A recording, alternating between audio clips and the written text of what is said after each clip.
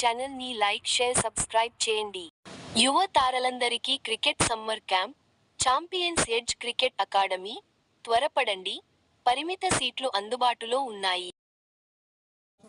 తండ్రి చనిపోయినా కష్టపడి చదువుతున్న చిన్నారి కథ విని కన్నీళ్లు పెట్టుకుని భావోద్వేగానికి గురైన మాజీ మంత్రి హరీష్ రావు.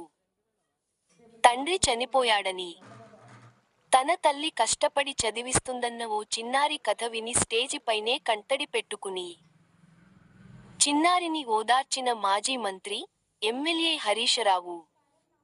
సిద్దిపేటలో స్కూల్ విద్యార్థులకు భద్రంగా ఉండాలి, భవిష్యత్లో ఎదగాలి అనే అవగాహన సదస్సు కార్యక్రమంలో పాల్గొన్న మాజీ మంత్రి, ఎమ్మెల్యే హరీష్ రావు.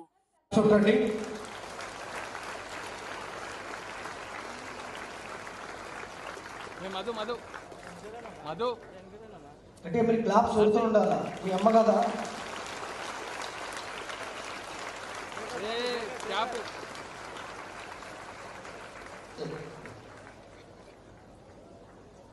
అందరికీ నమస్కారం. నా పేరు ప్రణవి.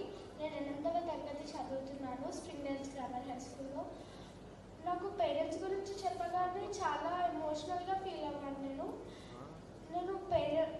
మా మమ్మీ నన్ను చాలా ప్రతి విషయంలో మోటివేట్ చేసింది.